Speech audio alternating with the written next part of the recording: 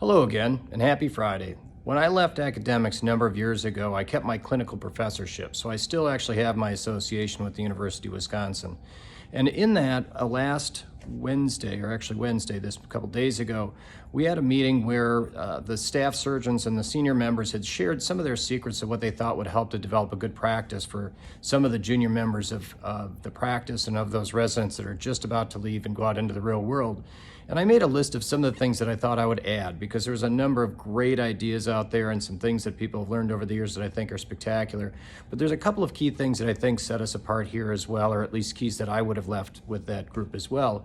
And the first one is that gone are the days where the surgeon doesn't necessarily have to have as much personality or that connection to the patient. You know, we used to have people come in and say, I don't mind how well I connect with that surgeon as long as I get a great result. And I think at this point, there's so many great surgeons out there, especially some of the younger ones, where they have such engaging people that when you look for a surgeon, you want to have somebody that you do connect with. You do want to have somebody that you do feel strong about and somebody that you actually enjoy their presence, and you don't just write it off and say, you know what, I just want a great result, and that therefore is all I'm really looking for.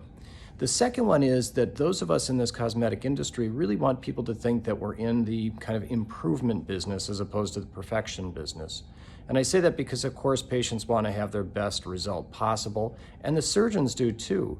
But sometimes there are limitations to the surgery. A facelift can't pull out fine lines all the time, or a facelift may still leave some of the wrinkling in a neck, for example, or a rhinoplasty may have just a small little irregularity still there. And so as long as patients and surgeons together have expectations that are met, or a set of expectations that are consistent for each other, then the results are much more likely to match. The third one is that I think that my goal as a provider is to leave a little bit of myself with each of my patients as well. And I say that because the patients come in and they share their motivations, they share their reasons for surgery, they share their concerns, and it's a certain amount of trust that we obviously have to be comfortable with. And in order to foster that, I think it works best if the surgeons as well share something in return. We don't want to have that stone-faced professorial kind of a quality to things. We really want to be able to engage with each other. And I hope, I'll just say that I hope that the patients that leave our practice always know that they know a little bit about me as well and a little bit about our practice as we go along. So I think that that's actually crucial. The fourth point I would make is that part of the experience that you have is not just based on the surgeon, it's the staff. And we have a spectacular group of people. Just yesterday, I had another provider who is from another office come in who I greatly respect, and she had said, you know what, I just love coming to your office. It makes me feel good.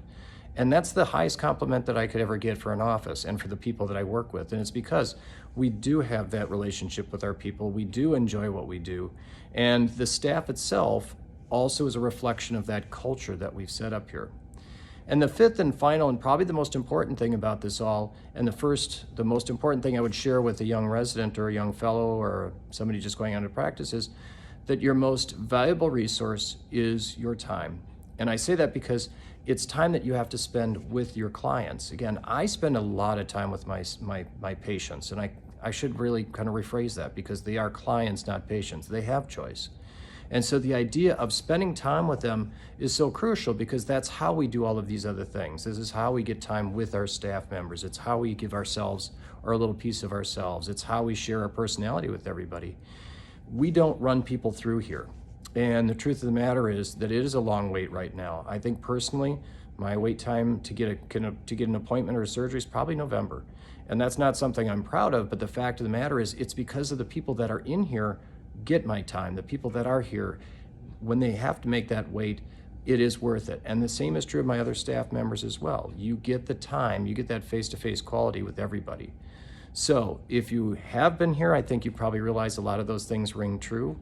If you haven't been here, or if you are considering cosmetic surgery, these are things that you might want to think about as you go through your choice in looking for a practice. Thanks again.